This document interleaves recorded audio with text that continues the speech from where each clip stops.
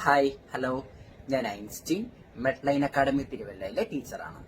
Medical ഫീൽഡിലുള്ള എൻ്റെ എല്ലാ സുഹൃത്തുക്കൾക്കും എൻ്റെ പുതിയ വീഡിയോയിലേക്ക് സ്വാഗതം. നമ്മൾ ഇന്ന് ഒരു അസുഖം പഠിക്കുവാണ്, PCOD, polycystic ovary disease, PCOD. സ്ത്രീകളിൽ വളരെ വളരെ വളരെ വളരെ കോമൺ ആയിട്ട് കാണുന്ന ഒരു അസുഖമാണ് PCOD. PCOD എന്ന് പറഞ്ഞാൽ ഓവറിയുടെ ഉള്ളിൽ ഒരുപാട് സിസ്റ്റ് ഫോം ചെയ്യുന്നു. സിസ്റ്റ് എന്ന് പറഞ്ഞാൽ വെള്ളം നിറഞ്ഞിട്ടുള്ള കുമിളകളാണ് സിസ്റ്റ്. സോ PCODയില് ഓവറിക്കകത്ത് ഒരുപാട് സിസ്റ്റ് ഫോം ചെയ്തിട്ട് ഓവറിക്ക് എഗ് പ്രൊഡ്യൂസ് ചെയ്യാൻ സാധിക്കുന്നില്ല. അതുപോലെ തന്നെ മെൻസ്റ്റുറേഷൻ അഥവാ പീരിയഡ്സ് പ്രോപ്പർ ആകുന്നില്ല. ഈ അവസ്ഥയാണ് PCOD.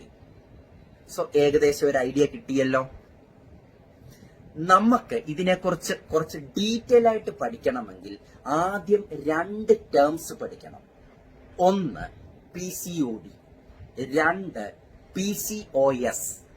PCOD എന്ന് പറഞ്ഞാൽ പോളിസിസ്റ്റിക് ഓവറി ഡിസീസ്, PCOS എന്ന് പറഞ്ഞാൽ പോളിസിസ്റ്റിക് ഓവറി സിൻഡ്രോം. ഇത് രണ്ടും തമ്മിൽ ചെറിയ കുറെ വ്യത്യാസങ്ങളുണ്ട്. രണ്ടും ഞാൻ പറഞ്ഞ പോലെ തന്നെ ഓവറിക്കകത്ത് സിസ്റ്റ് ഫോം ചെയ്തിട്ട് ഓവറിക്ക് എഗ് പ്രൊഡ്യൂസ് ചെയ്യാൻ പറ്റാത്ത അവസ്ഥ, അതായത് മെൻസ്റ്റുറേഷൻ പ്രോബ്ലം ഒക്കെ ഉണ്ടാകുന്ന അവസ്ഥയാണ് PCODയും PCOSും. ഇത് തമ്മിലുള്ള വ്യത്യാസം ഞാൻ ആദ്യമേ ഒന്ന് പറഞ്ഞു തരാം. ഓക്കെ, ഫസ്റ്റ് PCOD എന്ന് പറഞ്ഞാൽ ഓവറിക്കകത്ത് ഒരുപാട് മച്ചുവേർഡ് ആയിട്ടുള്ള ഒരുപാട് എഗ് അങ്ങ് ഫോം ചെയ്യും. ഒരുപാട് എഗ് അങ്ങ് ഫോം ചെയ്തിട്ട് അതൊരു സിസ്റ്റ് ആയിട്ട് മാറും. ആ സിസ്റ്റ് കാരണം പ്രോപ്പർ ആയിട്ടുള്ള പീരിയഡ്സ് ഉണ്ടാകുന്നില്ല, ഓവം പ്രൊഡ്യൂസ് ചെയ്യുന്നില്ല. ഈ അവസ്ഥയാണ് PCOD. ഇത് വളരെ കോമൺ ആണ്. ഇത് അത്ര സീരിയസ് ആയിട്ടുള്ള അസുഖമൊന്നുമല്ല. അത് വളരെ വളരെ വളരെ കോമൺ ആണ് സ്ത്രീകളിൽ. രണ്ടാമത്തത് PCOS, പോളിസിസ്റ്റിക് ഓവറി സിൻഡ്രോം എന്ന് പറഞ്ഞാൽ ഓവറി ആൻഡ്രജൻ എന്ന പുരുഷ ഹോർമോൺ, ആണുങ്ങളുടെ ഹോർമോണാണ് ആൻഡ്രജൻ. ഓവറി ആൻഡ്രജൻ എന്ന പുരുഷ ഹോർമോൺ കൂടുതലായിട്ട് പ്രൊഡ്യൂസ് ചെയ്യുന്നു. അത് കാരണം ഓവറിക്കകത്ത് സിസ്റ്റ് ഫോം ചെയ്യുന്നു. ആൻഡ്രജൻ കാരണം ഓവറിക്കകത്ത് സിസ്റ്റ് ഫോം ചെയ്തിട്ട് ഓവറിക്ക് എഗ് പ്രൊഡ്യൂസ് ചെയ്യാൻ പറ്റാത്ത അവസ്ഥ അല്ലെങ്കിൽ മെൻസ്ട്രുവേഷൻ പ്രോബ്ലംസ് ഉണ്ടാകുന്നതാണ് പോളിസിസ്റ്റിക് ഓവറി സിൻഡ്രോം, PCOS. ഇത് സീരിയസ് ആണ്. ഇത് വളരെ വളരെ വളരെ റയറുമാണ്. PCOD സീരിയസ് അല്ല, അത് വളരെ കോമൺ ആണ്. PCOS സീരിയസ് ആണ്, അത് വളരെ റയർ ആണ്. സോ ഈ രണ്ട് അസുഖങ്ങൾ തമ്മിലുള്ള വ്യത്യാസം ക്ലിയർ ആണല്ലോ. സോ നമ്മൾ ഇന്ന് ഈ രണ്ട് അസുഖങ്ങളുടെ ഒരുമിച്ച് അങ്ങ് പഠിക്കാൻ പോവാം. നമ്മുടെ കുറച്ച് സൗകര്യത്തിന് വേണ്ടി നമ്മൾ ഇത് ഒരുമിച്ച് അങ്ങ് പഠിക്കാൻ പോവാം. Okay, fine. PCOD ഓർ PCOSന്റെ കോസ്, കാരണങ്ങൾ. 1, ആദ്യത്തെ കോസ് അറിയില്ല. ഇതെന്തുകൊണ്ടാണ് ഉണ്ടാകുന്നതെന്ന് ആർക്കും അറിയില്ല. Cause number 2, obesity. ഇത് വണ്ണമുള്ളവരിലാണ് കൂടുതലായിട്ട് കാണുന്നത്. ഇതിനെ കോസ് എന്നും വിളിക്കാം, ഇതിനെ റിസ്ക് ഫാക്ടർ എന്നും വിളിക്കാം. ഞാൻ കോസസ് എന്ന് പറഞ്ഞ് ഞാൻ പഠിപ്പിക്കുന്നു എന്നുള്ളതേ ഉള്ളൂ. 3, ഇൻസുലിൻ ശരീരത്തിൽ കൂടിപ്പോയാൽ, ശരീരത്തിൽ ഇൻസുലിന്റെ അളവ് കൂടിപ്പോയാൽ ഓവറി ആൻഡ്രജൻ എന്ന പുരുഷ ഹോർമോൺ കൂടുതലായിട്ട് പ്രൊഡ്യൂസ് ചെയ്യും. അത് ഇതിന്റെ ഒരു കാരണമാണ്.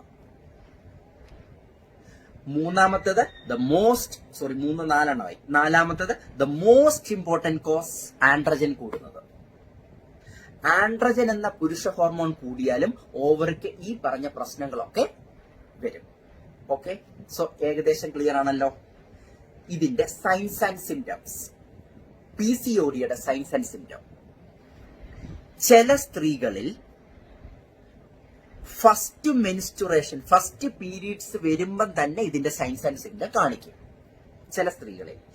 ചില സ്ത്രീകളിൽ അത് ഫസ്റ്റ് പീരീഡ്സിലെ കാണിച്ചു തുടങ്ങത്തില്ല. ഭാവിയിൽ കുറച്ച് വണ്ണമൊക്കെ വെക്കുമ്പോഴായിരിക്കും ഇതിന്റെ സിംറ്റംസ് പുറത്തോട്ട് കാണിക്കുന്നത്. ചില സ്ത്രീകളിൽ തുടക്കത്തിലേ കാണിച്ചു തുടങ്ങും, ചില സ്ത്രീകളിൽ കുറച്ച് വണ്ണം വെക്കുമ്പോഴായിരിക്കും ഈ സിംറ്റംസ് ഒക്കെ പുറത്തോട്ട് കാണിക്കുന്നത്. ഈ അസുഖത്തിന് 3 ക്ലാസിക്കൽ സിംറ്റംസ് ഉണ്ട്. 1, ഇറഗുലർ പീരിയഡ്സ്. പീരിയഡ്സ് ഇറഗുലർ ആയി പോവും, അല്ലെങ്കിൽ ഹെവി പീരിയഡ്സ് വരും. 2, ആൻഡ്രജൻ കൂടുതലായിരിക്കും. ആൻഡ്രജൻ എന്ന പുരുഷ ഹോർമോൺ കൂടുതലായിരിക്കും. 3, പോളിസിസ്റ്റിക് ഓവറി. ഓവറിക്കകത്ത് സിസ്റ്റ്. 3 ക്ലാസിക്കൽ സിംറ്റംസ് കിട്ടിയല്ലോ. Irregular or heavy periods, androgen എന്ന പുരുഷ ഹോർമോൺ കൂടുതൽ, പോളിസിസ്റ്റിക് ഓവറി. ഈ 3 ക്ലാസിക്കൽ സിംറ്റംസിൽ ഏതെങ്കിലും 2 കാണിച്ചാൽ അത് PCOD ആണ്, അല്ലെങ്കിൽ PCOS ആണ്. ഏതെങ്കിലും 2 കാണിച്ചാൽ അസുഖം കൺഫേം ചെയ്യാം. ഓക്കെ. PCOD ഡയഗ്നോസ് ചെയ്യുന്നത് USG ചെയ്തിട്ടാണ്, അൾട്രാസോണോഗ്രാഫി ചെയ്തിട്ടാണ്. അതുപോലെ തന്നെ ബ്ലഡ് ടെസ്റ്റുകൾ ചെയ്തിട്ട് ഇത് കൺഫേം ചെയ്യുന്നു. ഫൈൻ. PCOD പ്രോപ്പർ ആയിട്ട് ട്രീറ്റ് ചെയ്തില്ലെങ്കിൽ ഉണ്ടാകുന്ന പ്രശ്നം, നമ്പർ 1 പ്രശ്നം ഇൻഫെർട്ടിലിറ്റി ആണ്. കുട്ടികൾ ഉണ്ടാകാത്ത അവസ്ഥ. കുട്ടികൾ ഉണ്ടാവില്ല എന്നൊന്നും ഞാൻ പറഞ്ഞിട്ടില്ല. പ്രോപ്പർ ആയിട്ടുള്ള ട്രീറ്റ്മെന്റ് എടുത്താൽ കുട്ടികൾ ഉണ്ടാകും, പേടിക്കാനൊന്നുമില്ല, കുട്ടികൾ ഉണ്ടാവും.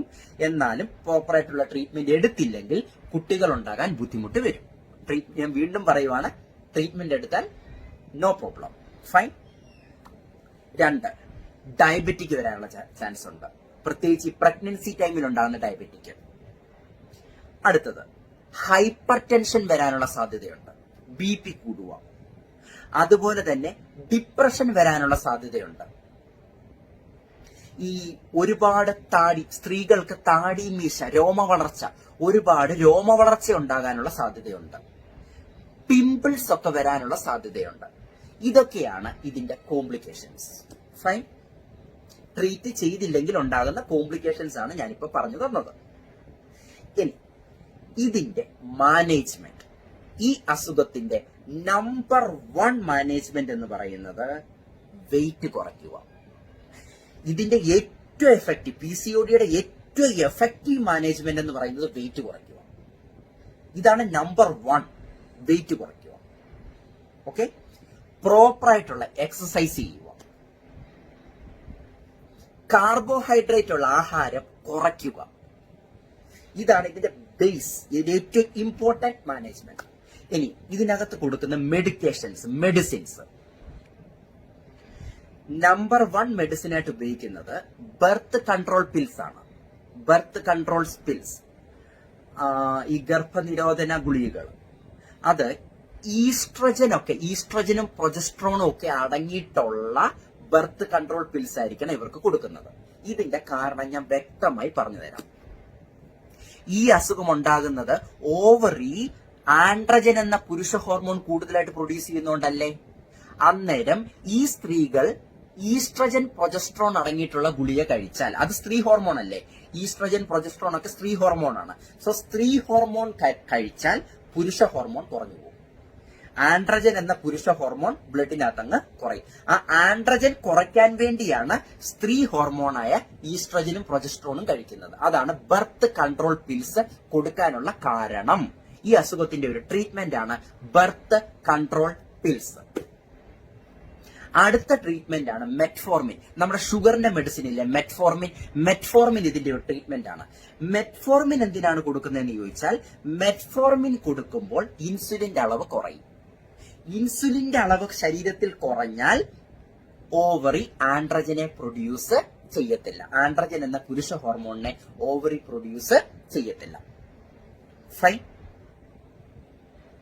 ആൻഡ് ദ ലാസ്റ്റ്, ക്ലോമിഡ് എന്ന മെഡിസിൻ. ക്ലോമിഡ് അതൊരുമാതിരി എല്ലാവർക്കും അറിയാവുന്ന ഒരു മെഡിസിൻ ആണ്. അത് ഓവല്യൂഷൻ ഉണ്ടാകാൻ വേണ്ടി ആണ് ക്ലോമിഡ് കഴിക്കുന്നത്.